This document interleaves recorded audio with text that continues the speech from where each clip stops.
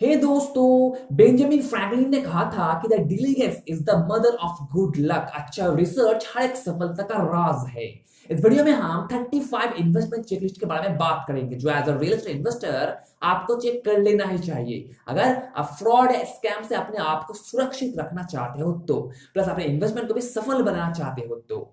ये 35 चेकलिस्ट आपको एक ओवरऑल आइडिया दे देगा कि ये प्रॉपर्टी जिसे आप खरीदने जा रहे हो वो कैसा है, उसका कंडीशन कैसा है, उसका डिजाइन कैसा है, क्या डिस्प्यूटेड है, क्या किसी केस में फंसा है या फिर फ्रॉड में फंसा है या फिर फंस सकता है आगे जाके, प्लस ये कितना प्रॉफिटेबल हो सकता है लॉन्ग फ्यूचर में वो भी आपको बताएगा।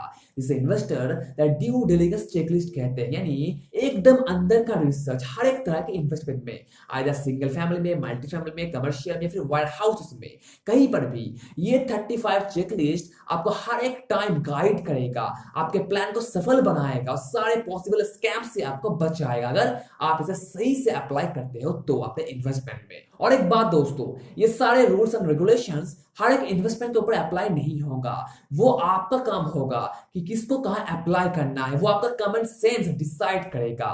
तो आप इसे अच्छे से समझो, डिसाइड करें कि कैसे इन सारे ड्यू डिलिजेंस चेकलिस्ट को अप्लाई करना है अपने इन्वेस्टमेंट में। और इनमें से कुछ बातें ऐसे हैं जो थोड़े लीगल हैं, तो आप इसे एक अच्छे लॉयर के साथ बैठ के डिस्कस कर ले और फिर एक्शन ले, नहीं तो डिस्प्यूट बढ़ सकता है। तो आप ये ध्यान रखना। चलो फिर शुरू करते हैं। Now let's begin. पहले चेक कर लो कि उस प्रॉपर्टी का रेंट टाइम पे आ रहा है या फिर नहीं, कोई ड्यू तो नहीं है वहां। कि कुछ टाइम ऐसा होता है कि लोग रेंट नहीं भरते और प्रॉपर्टी खाली भी नहीं करते, वो एक तरफ से कब्जा ही कर लेते हैं उसे और आपसे माफियागिरी करते रहते हैं। तो इससे बचने के लिए आपको रेंट्स को चेक कर लेना होगा, देखना होगा कि उनका पेमेंट कितना अच्छा है, क्या वो सही टाइम पे कर रहे हैं, क्या वो लोग अच्छे हैं, क्या वो एग्रीमेंट के हिसाब से चल रहे हैं, आपको ये देखना होगा। प्लस आप उनकी डिपॉजिट मनी को भी चेक करो कि उन्होंने कितना पैसा जमा करवाया है उस ओनर के पास और कैसे वो ओनर उसे इस्तेमाल कर रहा है। जैसे किसी प्रॉपर्टी का भाड़ा 10,000 रुपए है, पर वो ओनर कहता है कि आप मुझे 8,000 रुपए कैश देना हर महीने और बाकी का 2,000 मैं आपको सिक्योरिटी डिपॉजिट से काट लूंगा, तभी हमारा वो 10,000 कंप्लीट हो जाएगा। अगर सभी लोगों ने डिपॉजिट दिया है, उस एरिया में जितने भी लोग हैं, उस प्रॉपर्टी में जितने भी लोग हैं, अगर सभी लोगों ने डिपॉजिट दिया है तो वो एक पॉजिटिव साइन है, वो प्रॉपर्टी उस ओनर के कंट्रोल में है। अगर प्रॉपर्टी मॉर्गेज में फंसा है तो उसका सारा इंफॉर्मेशन कलेक्ट करो कि कितना पैसा लोन लिया है, ईएमआई कितना है, पेमेंट कैसे हो रहा है और बाकी के सारे लीगल डॉक्यूमेंट्स को भी उस मॉर्गेज से रिलेटेड, क्योंकि ईएमआई आपका एक्सपेंस हो जाएगा अगर आप उस प्रॉपर्टी को खरीदते हो तो। अगर आप उसे नहीं देखोगे तो आपका कैश फ्लो नेगेटिव हो सकता है, आपको लॉस हो सकता है। तो आप एक जरूर ध्यान रखना। अगर उस ओनर का कोई दूसरा प्रॉपर्टी है तो आप उसे भी चेक करो, जिससे आपको पता लगेगा कि वो ओनर कैसा है, उसका एथिक्स कैसा है, वो कैसे अपने इन्वेस्टमेंट को मैनेज करता है।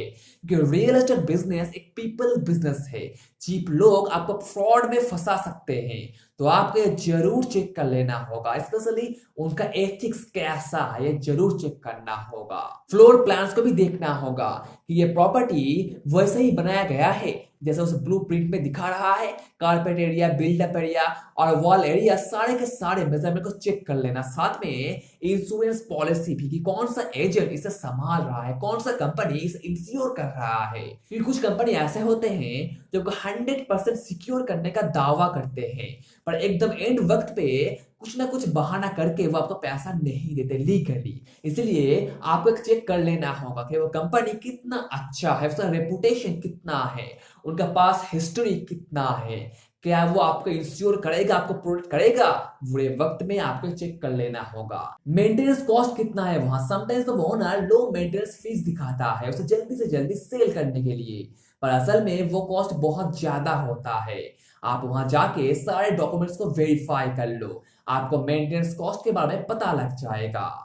ओनर और टीनर्स के साथ जो एग्रीमेंट हुआ है उससे भी चेक कर, हो सके तो उससे अपने लॉयर से वेरीफाई करवा लो, जिससे आप पॉसिबल डिस्प्यूट से बच सको। टीनेन का सारा इंफॉर्मेशन निकालो, lease agreement, special facility agreement और बाकी के सारे सर्विस एग्रीमेंट भी। उनका पर्स हिस्ट्री चेक करो, जितना भी यूटिलिटी कंपनी वहां सर्विस दे रहा है उनका सारा डेटा निकालो, साथ में अकाउंट्स भी। कंपनी जैसे washer dryer, internet services, water supply और बाकी के सारे नेसेसरी सर्विसेज, उनका सारा डिटेल्स निकालो। तभी आप ये बता पाओगे कि ये इन्वेस्टमेंट किस दिशा में जा रहा है, क्या प्रॉफिटेबल हो सकता है आगे जाके। ना दोस्तों, हम थोड़ा डीप में जाते हैं और एडवांस रिसर्च पे उतर आते हैं। अब आप उस प्रॉपर्टी का प्लान बी देखो, यानी स्ट्रक्चरल ऑल्टरनेशन। क्योंकि हो सकता है कि उसके स्ट्रक्चर को थोड़ा चेंज करना पड़े, किसी भी वजह से हो, परमिशन नहीं मिला, नेबर्स एग्री नहीं कर रहे हैं या फिर कोई दूसरा डिस्प्यूट है, किसी भी वजह से हो, मैक्सिमम बिल्डिंग का प्लान भी जरूर होता है।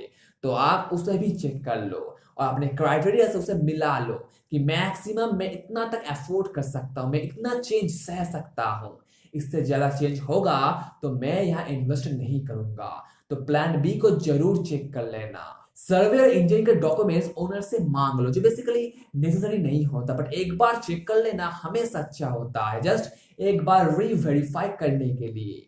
कमीशन की सारे एग्रीमेंट को भी चेक कर लो, यानी ब्रोकर का कमीशन कि वो कितना ले रहा है या फिर हमें कितना देना पड़ेगा, किस आधार पे देना पड़ेगा, आप वो चेक कर लो। लीजिंग एग्रीमेंट को भी चेक करना होगा कि उन टीनर्स को स्पेशली क्या क्या बेनिफिट चाहिए, क्या क्या स्पेशल सर्विस उन्हें चाहिए, क्या क्या एक्स्ट्रा फैसिलिटी हमें उन्हें देना होगा, जैसे इंटरनेट फ्री में देना होगा, सर्विस फ्री में देना होगा, मेंटेनेंस फ्री में देना होगा या फिर मूविंग पर 6 महीने का रेंट फ्री देना होगा।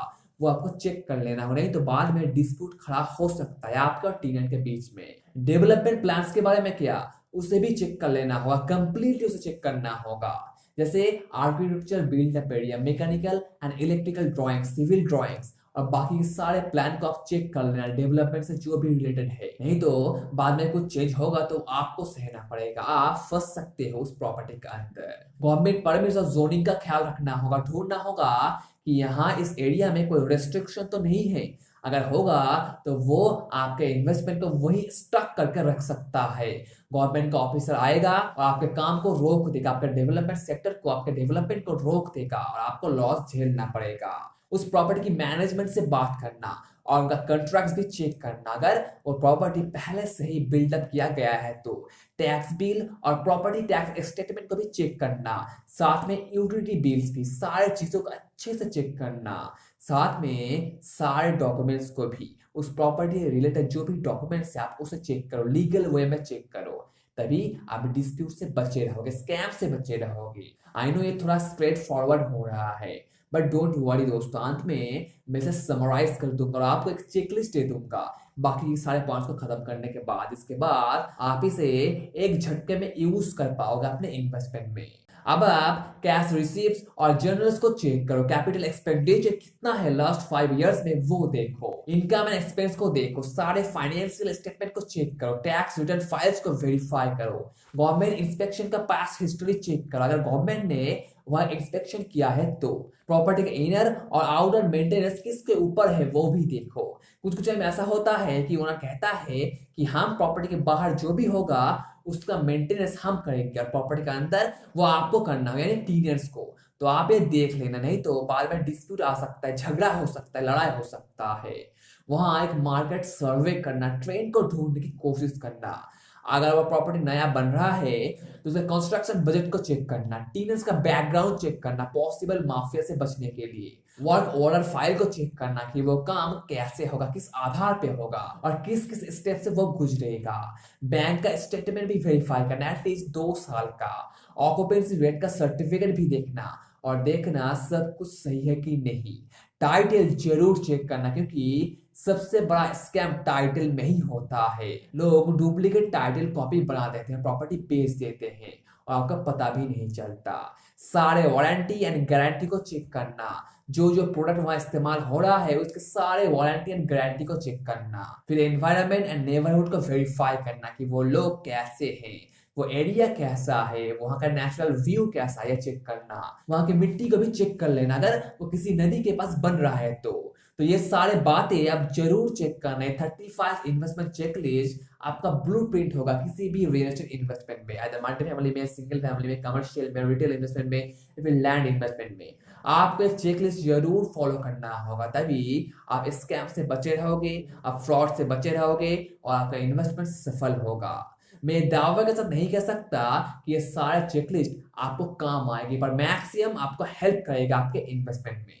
याद रखना, diligence is the mother of good luck. Real estate में रिसर्च ही मेन काम है, इसे बिल्कुल भी हल्के में मत लेना, नहीं तो आप फ्रॉड का शिकार हो सकते हो। अगेन, आपको अपना कॉमन सेंस इस्तेमाल करना होगा, जरूरत पड़े तो इस लिस्ट में कुछ ऐड कर दो, फिर कुछ सब्ट्रैक्ट कर दो अकॉर्डिंग टू योर इन्वेस्टमेंट, पर इसे जरूर इस्तेमाल करना। एक लॉयर से इसके बारे में अच्छे से डिस्कस कर लेना, नहीं तो आपका प्रॉब्लम बढ़ सकता है, आप और डिस्प्यूट में फंस सकते हो, आप स्कैम में फंस सकते हो। और दोस्तों, हमेशा याद रखना कि इन्वेस्टमेंट के टाइम फैक्ट्स पे चलना, इमोशन पे नहीं, ओपिनियन पे नहीं, only facts, only facts. So best of luck दोस्तों।